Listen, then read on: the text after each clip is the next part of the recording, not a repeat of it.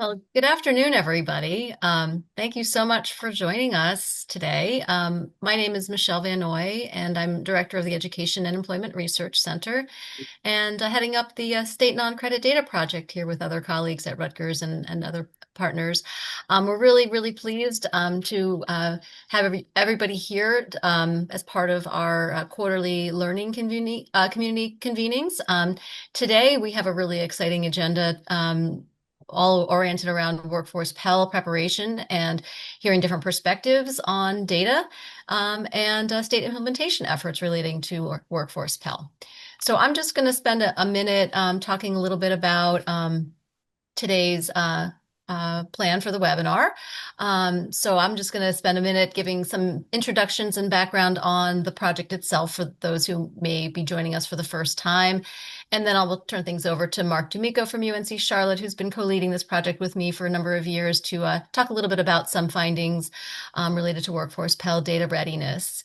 We're thrilled today to have our colleagues and collaborators from Strada Education Foundation, John Furr and Dana Brandt, who will be sharing today on their model workforce Pell data framework, which we think is very exciting. This has just been released and we think is really going to be a great valuable addition to the field as everybody's trying to figure out data questions relating to workforce Pell.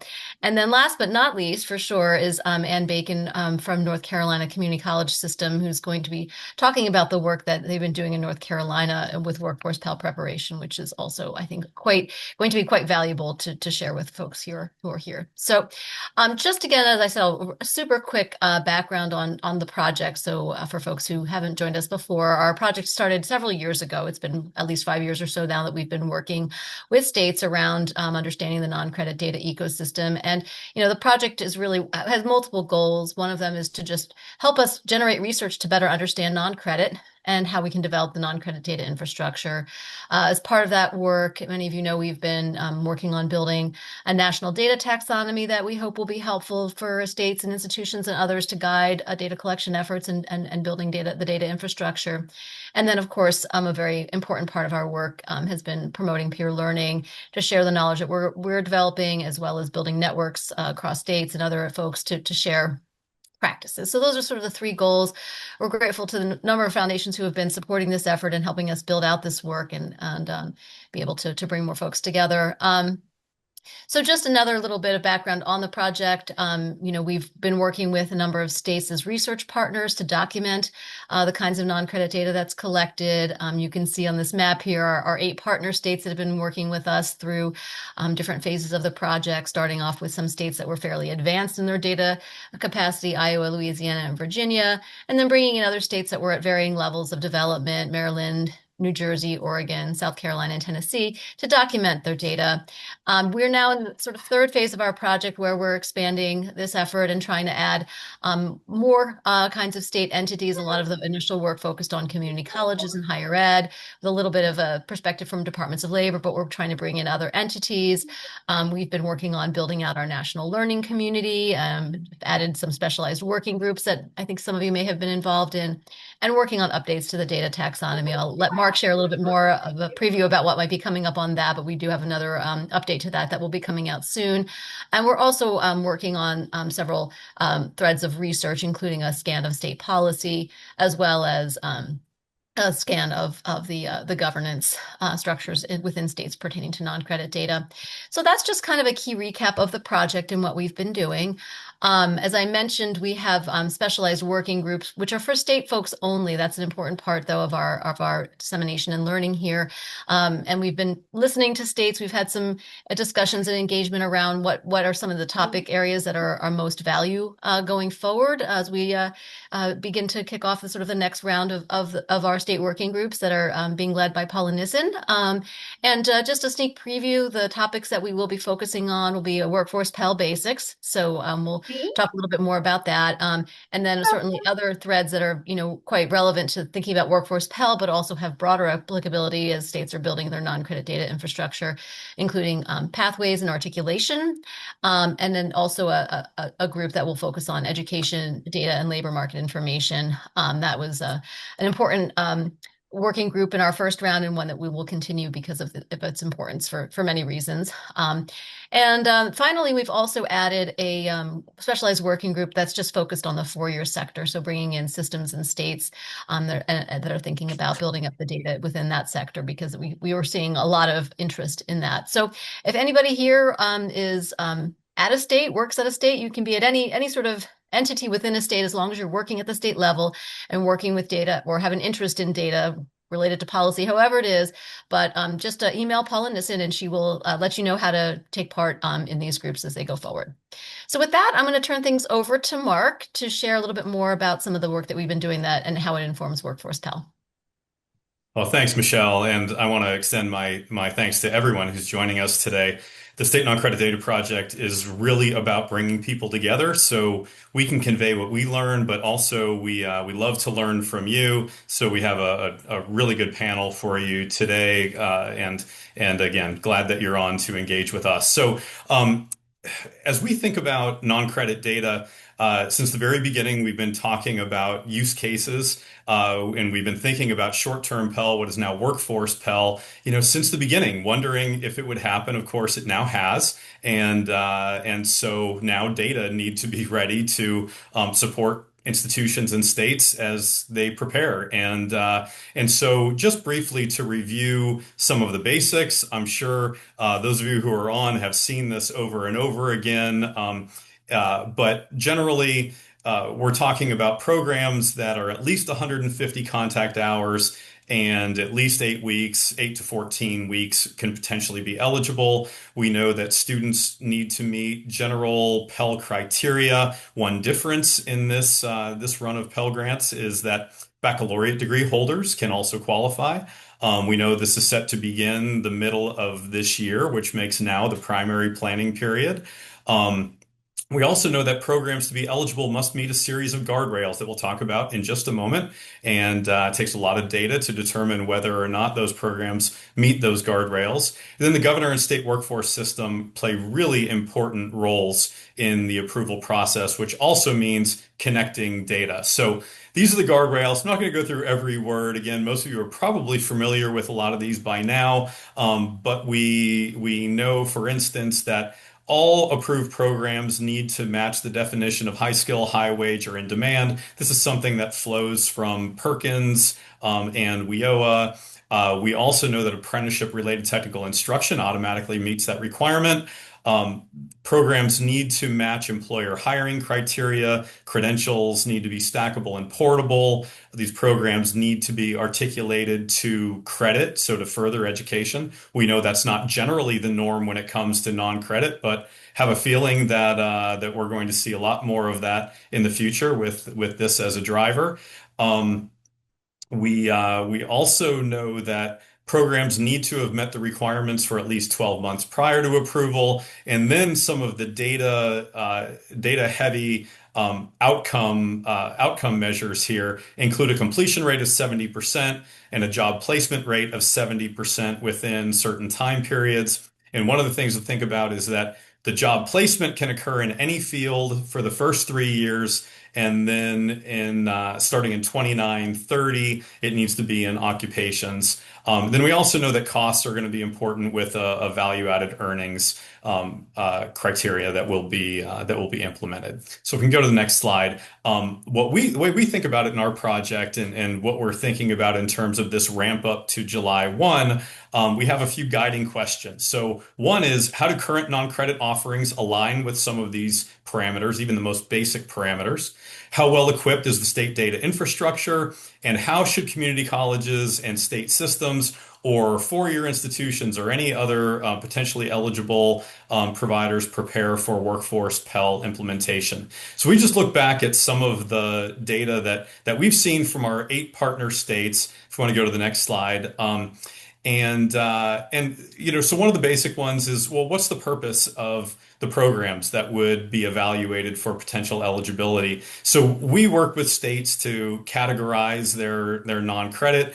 And basically, these are a few different types: occupational training, contract training, personal interest, pre-college. So it's the occupationally focused training that would potentially be eligible if it meets all the other guardrails. And what we see is in the majority of the states with whom we've partnered really closely, most of the offerings are indeed for that workforce preparation. So, if that's the most basic, well, then we know that there's a lot of workforce training happening through non-credit. Then on the next slide, one of the other really important criteria is the length of the program. That minimum of 150 hours. So short term, but not really, really short term. And when we look at medians across most of the community college data sets that we've looked at, the average or the medians range generally from about 15 to 100 hours, one or two outliers there.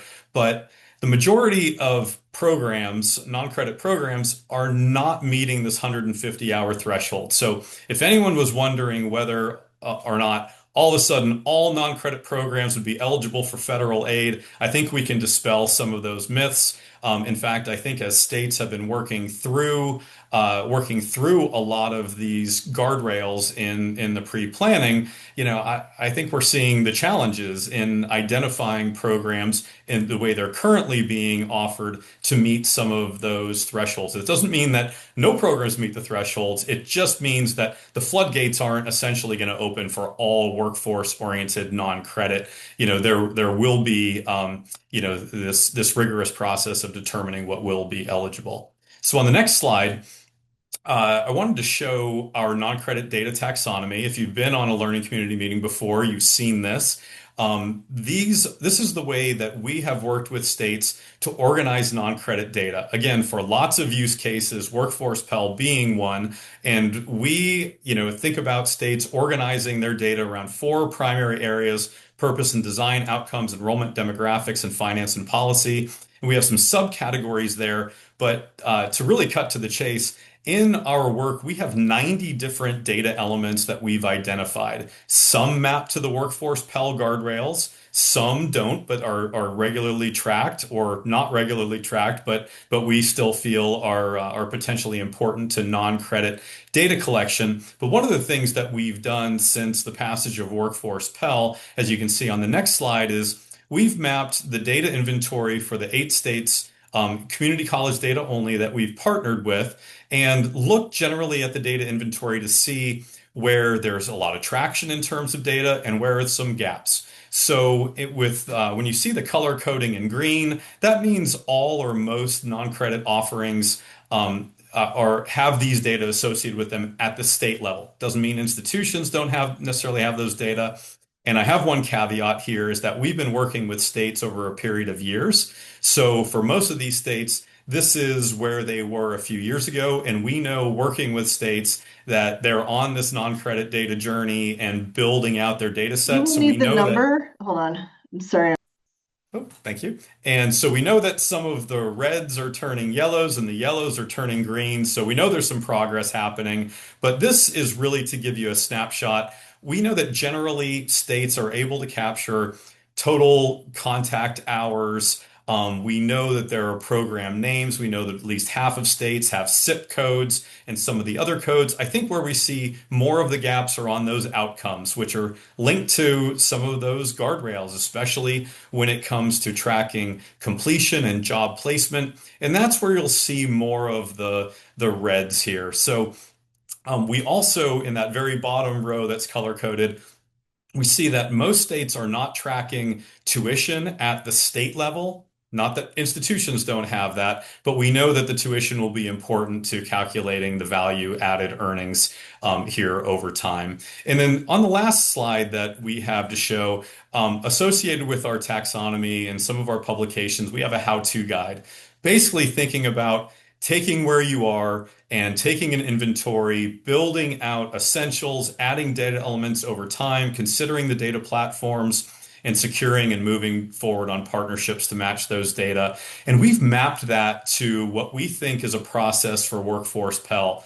It's mapping your existing data to Workforce Pell guardrails, identifying gaps, planning for expansion, ensuring that a data platform is prepared not only for financial aid, but also credit articulation, as that is incredibly important. And then also, and then also thinking about those data connections. And so, again, to this point, what we have shown you are our non-credit community college data. We have worked with one state Department of Labor, and that's in New Jersey, and we're learning more from that, and we're planning to expand our taxonomy over time, as Michelle mentioned. So, wanted to share a little bit about that. And again, mention while our non-credit data taxonomy is focused on data system development more broadly, Workforce Pell is this critically important use case, which is why we are absolutely thrilled to partner with Strata on this webinar as they share the model Workforce Pell data framework. The framework provides specific and targeted guidance that we feel like is aligned really well with the taxonomy. So with that, I'd like to turn it over to our colleagues, John Furr and Data Brandt from Strata. Great.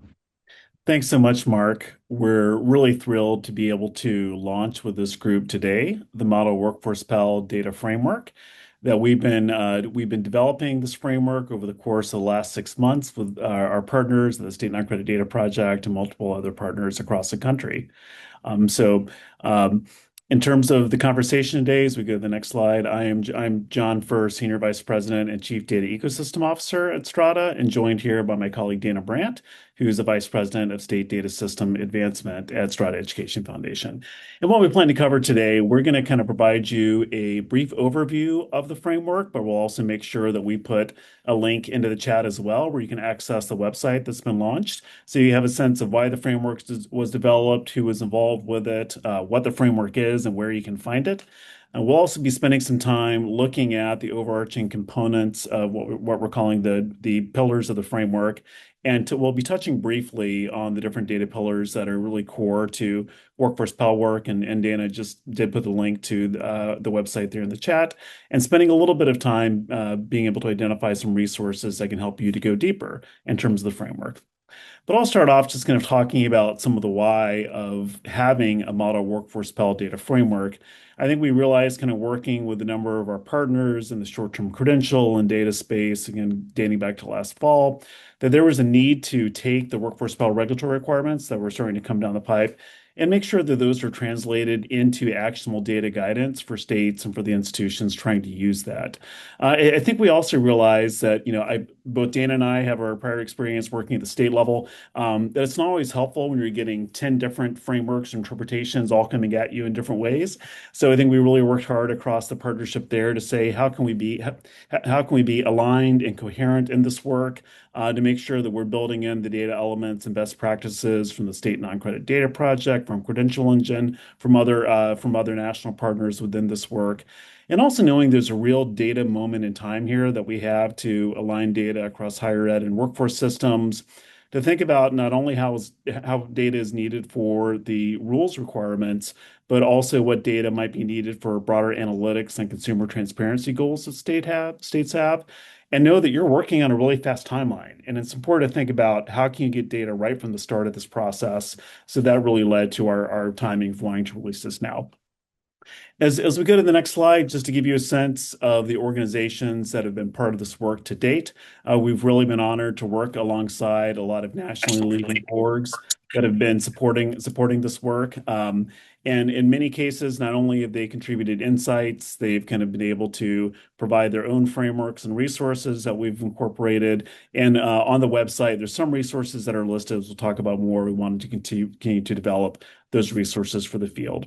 And with that, I'll turn it over to Dana for the next set of conversations. Thanks, John. So those collaborating organizations all came together and developed this framework for all of the entities who will be involved in implementing and overseeing workforce Pell programs, from the higher ed institutions themselves to state workforce boards and governor's offices. And together, we designed this to support both program approval and accountability, but we also know that it can inform some of your larger non-credit data journey that Mark was talking about. This can be helpful as you're building out non-credit and micro-credential reporting, and other state data system enhancements, because the framework is aligned to not just SNDP's taxonomy, but 6 other national frameworks for collecting state data in this space. So again, where can you find it? workforcepelldata.org. You'll have the entire framework available and you can download each of those pillars. So speaking of pillars, there are 4 that the framework is organized into. Employer alignment contains information on whether the program is aligned to high skill, high wage, and in-demand industry sectors and occupations, and the high employer hiring requirements in those sectors and occupations. This collection would be established at the state level. The program level data contains information on the provider, the program, and its resulting recognized post-secondary credential and cost. This information would be collected at the provider level and then reported up to the state. Similarly, participant level information on all the participants in the program, would be collected at the provider level and reported up to the state. And finally, employment and pathways outcomes contains information on employment, earnings, and educational advancement. So this would be some of that job placement rate that Mark was talking about and the estimated value added earnings. And this collection would be established at the state level. The elements in the framework are categorized as either essential, they're necessary for compliance, or they're important, and they support some of those longer term non-credit journey efforts around state policy analysis, consumer information, and system improvement. So finally, we know that this will look like a lot, but that states actually have a lot of efforts underway in this space, thanks to SNDP's research on state non-credit data collections and Strata's State Opportunity Index. We know that no state is starting from scratch. 2/3 of states are already collecting some level of non-credit program data. So we suggest using the framework to map against your existing collections and then prioritize those essential elements, particularly to build out any participant level data collections that you'll need, and then over time layer in the important elements, excuse me. All right, back to you, John. Great, thanks, Dana. So I'm going to spend just a little bit of time walking through each of the 4 pillars that Dana referenced, starting with the employer alignment pillar. And I know that you all will get tired of saying high skill, high wage, or in demand methodology. That's why we've shortened that to HHI, just to have the acronym there. But that's one of the core components of your workforce Pell planning. The rules specifically tie that to the WIOA-based process you may have within your state. But we know that this is a process that states are used to working with as part of WIOA, as part of Perkins, as part of other state plans.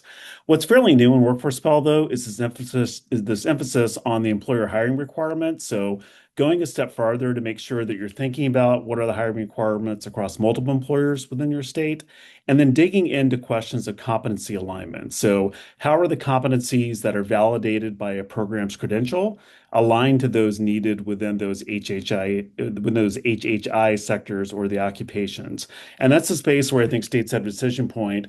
Are you going to take a light touch approach initially in the competency work, or will you dive deeper, really thinking about the connection to maybe broader digital credentialing or learning employment record goals that you might have within your state where that competency data will be absolutely critical?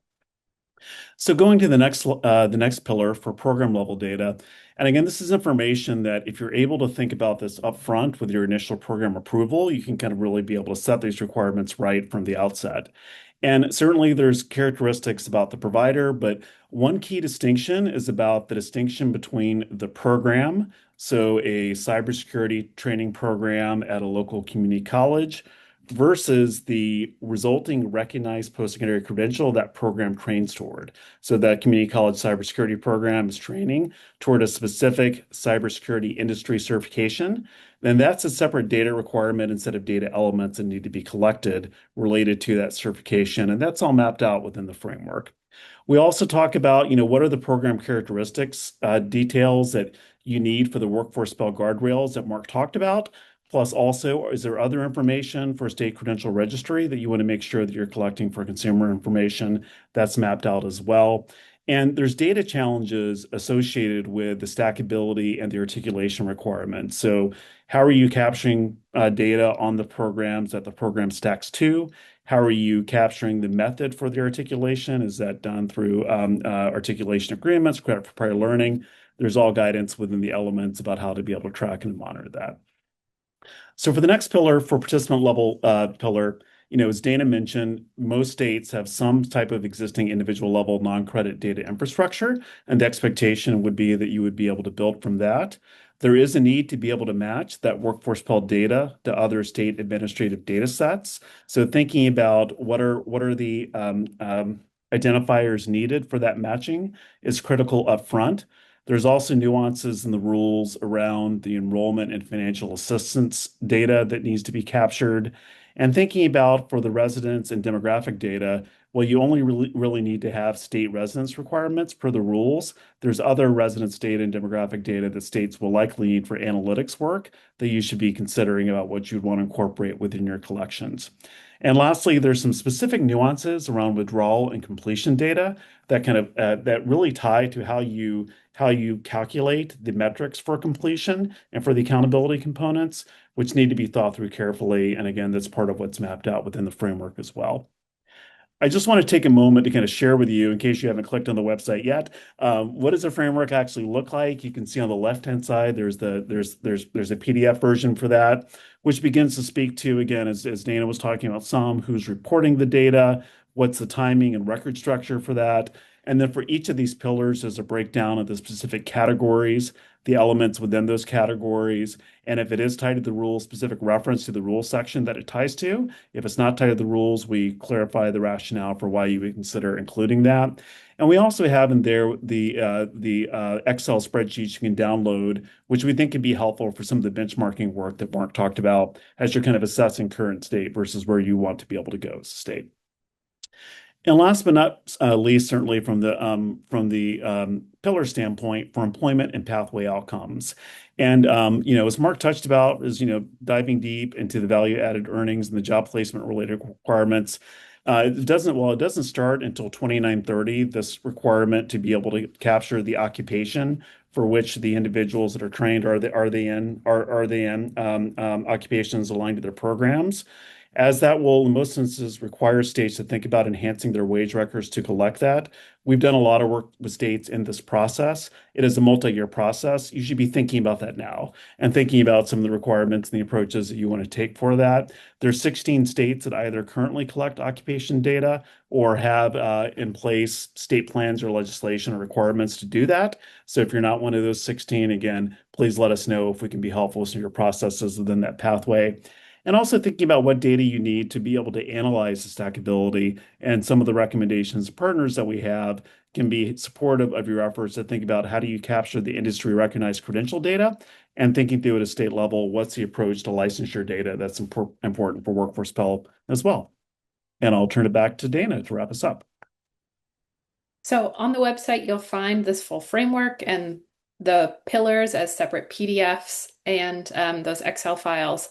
But there's also other implementation resources. So we wanted to call out two here with you today. The specialized working groups, which Michelle already talked about, those are open to anyone from a state who's involved in developing their non-credit data infrastructure. So we really suggest if you're not participating, you reach out to Paul Innocent and you join one of those groups that can support your work. And Credential Engine has also developed templates that can support publishing the Workforce Pell data to the credential registry, which can be really valuable in leveraging that data for other efforts in your state.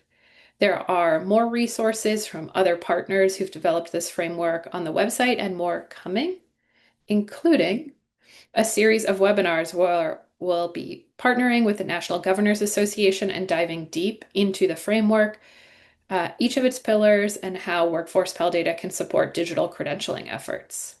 So thank you so much, Mark and Michelle and the broader SNDP community for having us here today to share this. Please reach out if you have any questions.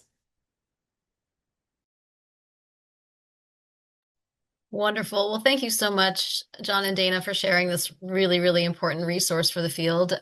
We're really excited to be part of this, and so I think we'll take some questions and discussion at the end. But if you have burning questions, things you want to get out of your mind, feel free to put them in the chat, and we will, have a strong discussion later on in the meeting. But I wanted to make sure to save enough time and have Ann Bacon from the North Carolina Community College System. She's the director of the workforce and continuing education efforts there, and has a really great toolkit to share with us about workforce Pell implementation. So I'm going to hand things over to Anne to share the work that she's been doing in North Carolina, which is, I think, going to be quite valuable for folks here.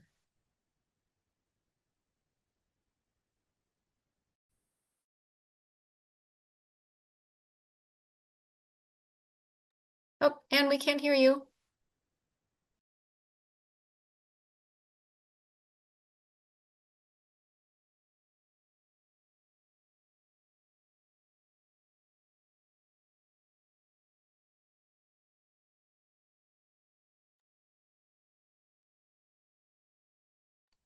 Can you hear me? Okay. So this was the first lesson we all should have learned from COVID, but here we go. So I just wanted to say I am not currently a full-time data person. I am a data user working, and can you see my screen okay?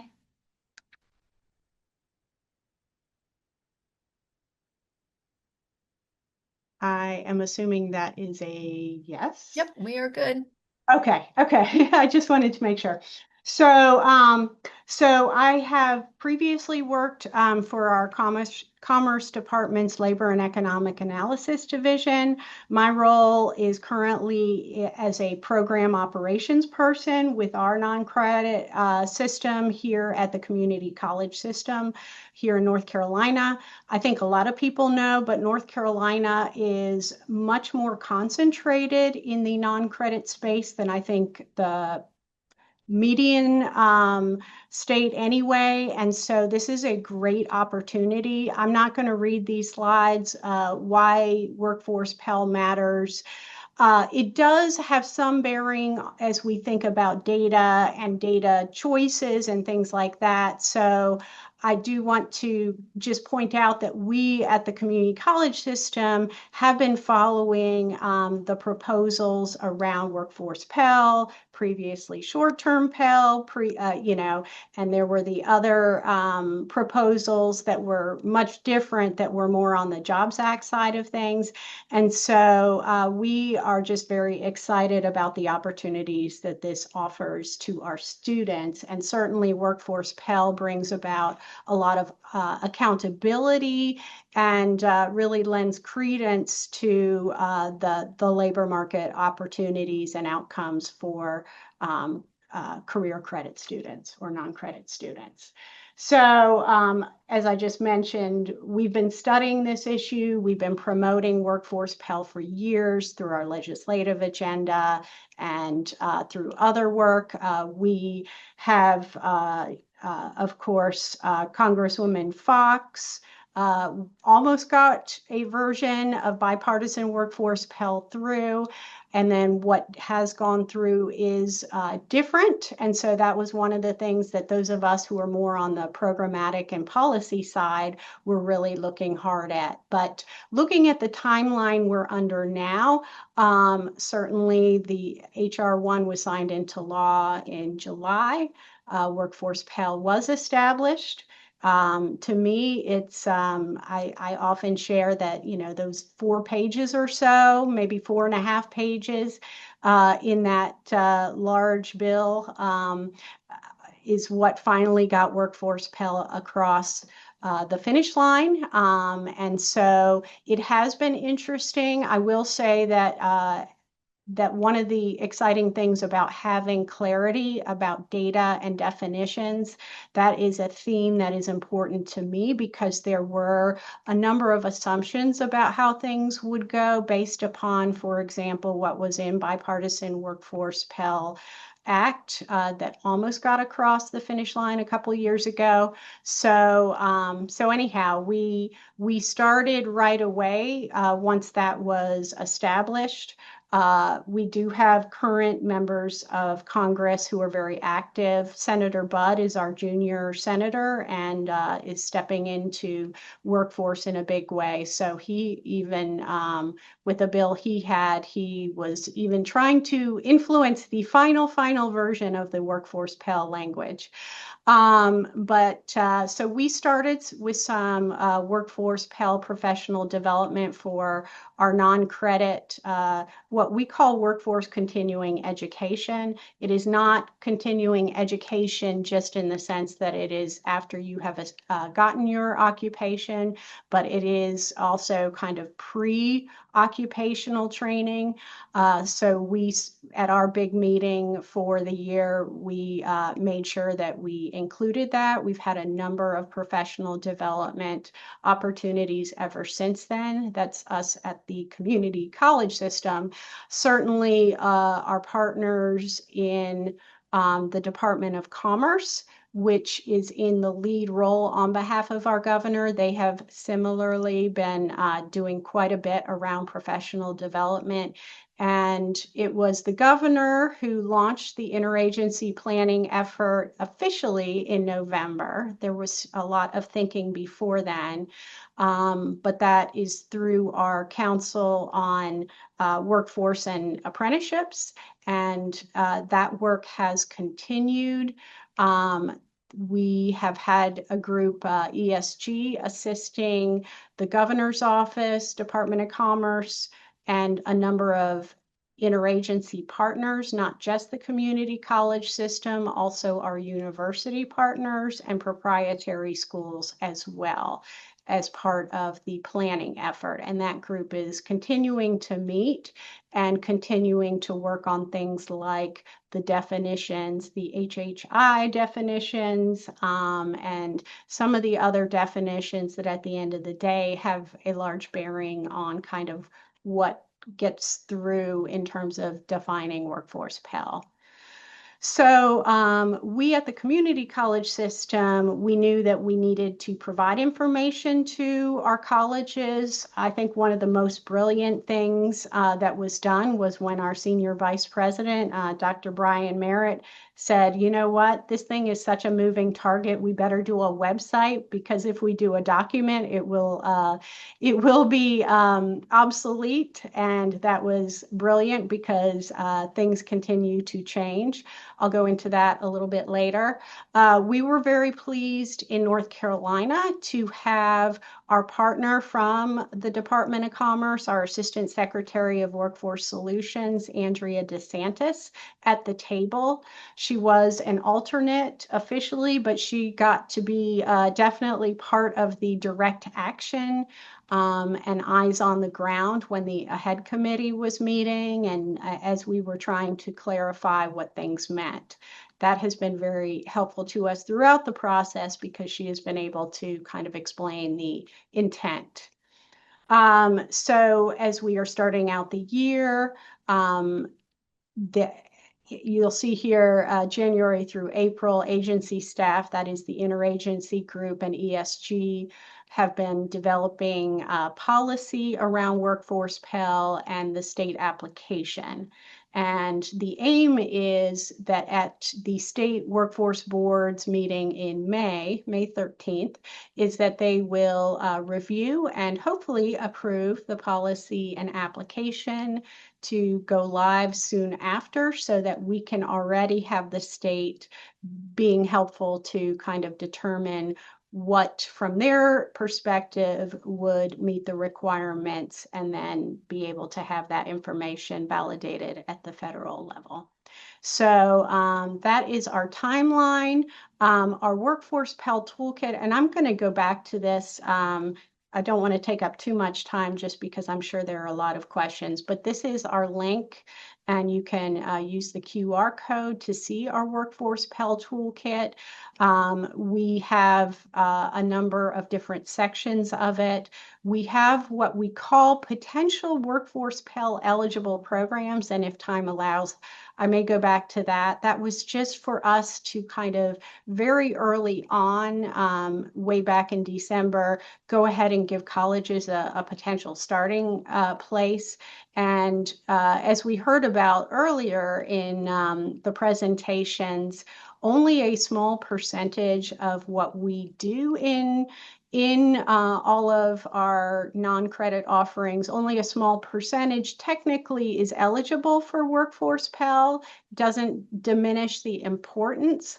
I think we had some really good work done by our system effectiveness staff, Bill Schneider, Elizabeth Stoddard, looking at the number and percentage of our course sections that were run at our 58 community colleges within the time frame. And so I think at the end of the day, something like 4% of our sections qualified. There are still a good number of programs, but I do want to share as we think about guardrails. We see a lot of the guardrails already being built into the law. So because it's not a huge percentage of programs that are eligible, we want to lean primarily on what's in the law and make sure that we're supporting students to good outcomes without adding additional barriers. So current state level work, I think I talked about this, ESG. We have been using our credentials of value list, our NC Workforce credentials list, and there's been a lot of that work and massaging that's been going on between the Department of Commerce and us at the community college system, for many months, well before the head committee finished their work. There's conversations about the definitions and the hiring criteria. There is likely to be a connection of our programs to our eligible training provider list. So we are exploring what that looks like. That can be a great tool if we can kind of figure out how to make it very easy to get the eligible programs onto that list. One of the advantages that Andrea DeSantis shared with us, and that many of you may just naturally know as data folks, is that by being on that list, our colleges that are closer to the border would have access to national data. So data from other states. And I think that would be a great advantage to being able to show the outcomes. There is a fair amount of interstate kind of travel, even just living and working. So these things are important. So we're having quite a few operational discussions, strategic discussions.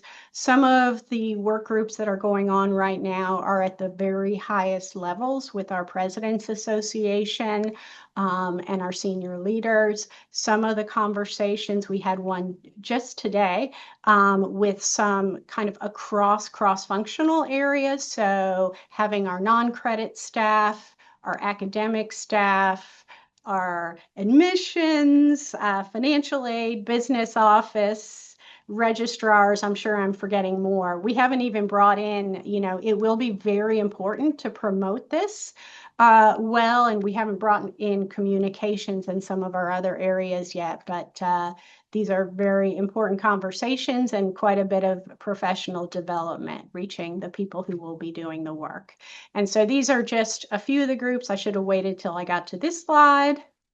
And those are my questions, but let me see if I can go to our toolkit just to quickly show you where you can find things. And so if you scroll down, you can see the different sections. So we have overall sections, and then we have appendices going straight to the federal law, We just added the link to the proposed federal rules. I think we just added this other resources. So don't, if I haven't included all the great things, but we got the model data framework. So just a large number of resources for our colleges, but for others who are interested as well. So with that, I will conclude. And and I will return it back to you, Michelle and team. Thank you so much. And that's such a valuable resource. And I think for everybody just to be able to go and see all the resources you've compiled on your website, that I think just seems it certainly is a great resource for us all. So thank you for sharing that, and thank you, John and Dana and Mark. And we have some questions, and so I think, and you kind of answered this question, but I just want to ask because this is getting at the number. So Tom Wico asked, does the North Carolina Community College System have a rough estimate of the number of workforce Pell programs likely to be proposed for state approval? So you gave a percentage, but is that translated into a number roughly? No, and the other thing, so I can share my screen. I forgot to show you the document that we had done previously, or the analysis. Actually, we've been doing some analysis for our colleges specifically, but what we did was we looked at, I can, if you can see this, we've got a few pages of potential programs, but as you see here, I don't know if you can see very well, but essentially we were trying to say we had completion data ourselves. We had some proxy kind of data that our system effectiveness team we had a wage match rate. Were we able to match with wages, and what were those wages? And I don't have a specific number. And the other thing that gets more difficult is that because the outcomes will need to be achieved at the individual college level, and they need to have that track record, we don't want to overstate. So I think what's going to end up happening is, if there's anybody from North Carolina, especially from the Department of Commerce, you all can either correct me, or I think we will go more in the line of, here is a larger set of occupations, and then it will be up to the colleges to then define we're giving ideas, but it's really up to the colleges to look at their own data and look at what may be helpful.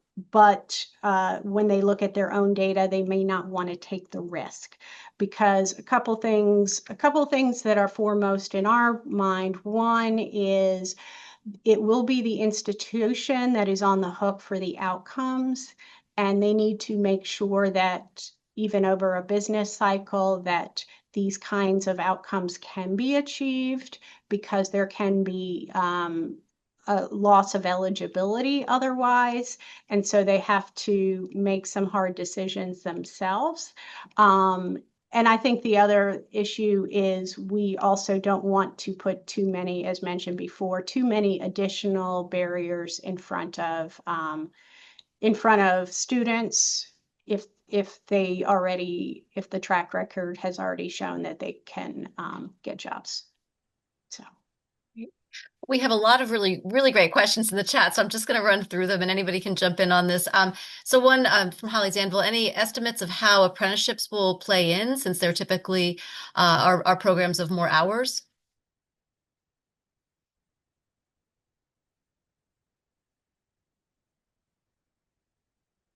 We are having some initial conversations about apprenticeships.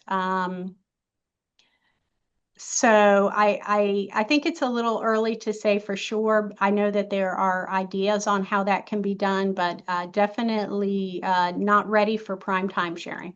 Mm-hmm. Right. And I do know Apprenticeships for America has been thinking through sort of how Workforce Pell can be used for apprenticeships. So that there may be some more resources folks can check out on their website for more information. So okay, so Amy Cable has a question. How are states calculating the 150% completion rate for non-credit workforce courses that aren't traditionally in a cohort?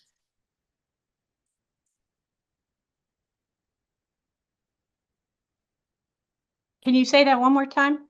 So how are states calculating the 150% completion rate for non-credit workforce courses that aren't traditionally in a cohort?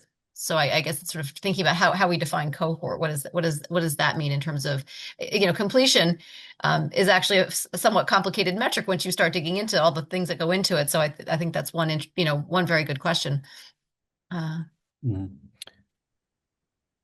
Mark, why don't you go ahead and jump in? Well, no, I was just going to clarify. Amy, you're thinking about the 150% time period, Yeah. to calculate that 70% completion rate. Yeah, when you don't have cohorts. Yeah, I mean, if others want to jump in, I just wanted to make sure to Oh, clarify before. all right. Yeah, that clarifying the wording there. Yes, thank you, Mark. Yeah, I mean Yeah, we talked about it. We had a meeting last week with our team and we're like, how do you calculate that when you've got people starting and ending all over the place, 4 weeks, 8 weeks? Like I think we can calculate certain things, but it's not traditional like you do on the credit side.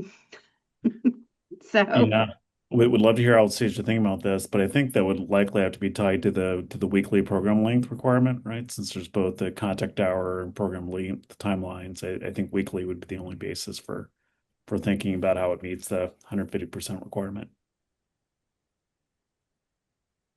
I'm just thinking about like the look back. So if we're looking back at a year, like we traditionally don't even submit enrollment data for our non-credit programs, just completion, but you Mhm. need both to do the 150%. So I'm thinking through like how you do the look back on the programs that currently exist, that currently have enrollment and completion already in it. But Amy, that sounds like a great thing for one of the strategic working groups to wrestle with and report back once we get some great state eyes on that. Sure. yeah, and I was wondering just like I'm wondering what the final rules are going to say about it. And yeah, I think it's a big topic of discussion that we need to kind of wrestle with. Great question to bring up, Amy, and we do hope we'll have more in-depth discussion in some of the state working groups on that question. Sarah Sarui has a question. If post-program employment outcomes will continue to rely primarily on wage matching or administrative data systems, what role should individual community colleges or program level tracking play, especially when administrative data may have shortcomings?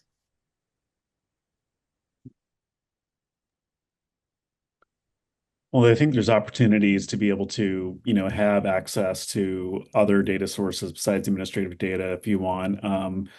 More real-time information on outcomes than you would be receiving from state data sources, which may have year lags and being able to receive those calculations. And I think there's also supplements from other data sources that can help to fill in potential gaps from that exist in wage records for 1099 employees or federal employees and for others. So I still think there's other work beyond the administrative sources for institutions to be able to engaging in and as relates to employment outcomes data.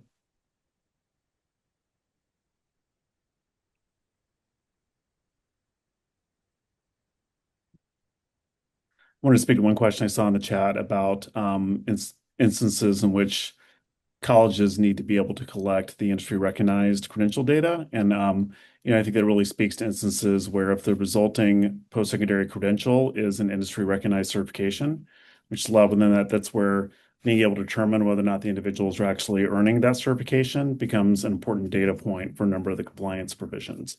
So those are situations where if the resulting post-secondary credential is a certificate of completion of that program, the college would have that data.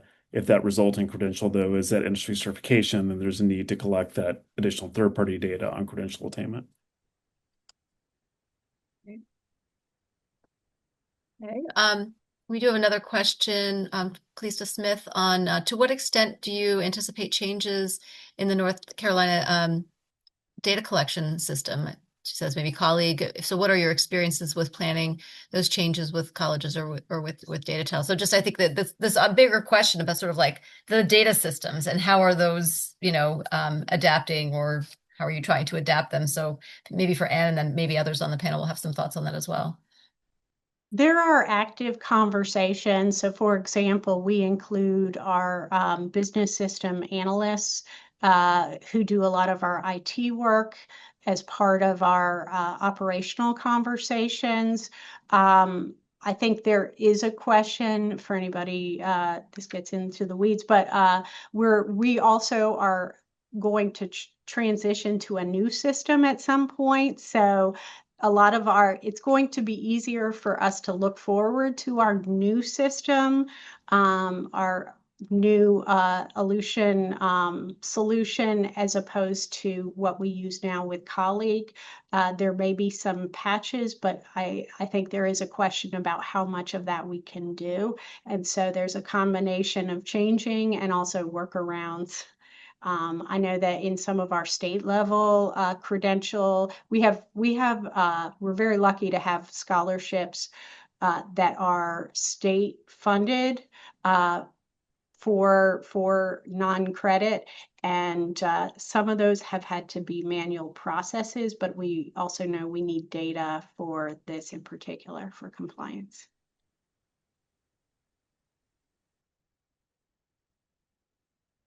Hey, anyone else want to jump in on that? All right, we have a couple of other questions coming through here too. Tom Wico asks, gainful employment had an opportunity for higher ed institutions to challenge or appeal a calculation. Is that possible with Workforce Pell? Do we know? So there is language if you look at the newest version, well, I guess the draft that came out on Friday, 277 pages. If you do a search for appeals, you will find that, and there will be a process for these appeals to occur if programs are denied based on what happens within the state. So exactly how that plays out, Tom, in terms of do the appeals happen at the state level or the federal level? I think I'd need to read a little bit closer to see that, but there is a way mandated in the rules to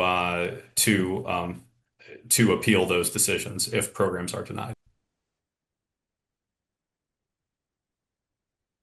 Great. And there was another follow-up question about industry recognized credentials. Are states mandating third-party reporting of industry recognized credentials as part of their governance work for Workforce Pell? And John, appreciate your reply. I do want to call out the mention of Credlins here, certainly as a very important potential resource for states beginning to do this work. So I don't know if anyone else wants to add to that, but that's a very important point to recognize too, that there are resources that are being developed in an infrastructure for getting those kinds of credential data in here. So. Okay, I see one last question. Matthew Cloud, has there been any movement to be able to match wage information for students to form a central clearinghouse, such as what was suggested by the U.S. Chamber many years ago? So again, a new sort of questions around the central clearinghouse. Anyone want to speak to that? I think there needs to be a lot more conversation with our federal partners about ways that there can be a multi-state wage exchange service specific to Workforce Pell, similar to how there is for WIOA programs as well. Because we know that doing state-by-state bilateral data sharing agreements is not easily scalable for some states that might border 8 other states. So I think that's something we're thinking about and appreciating other partners that might be thinking about work in that space as well.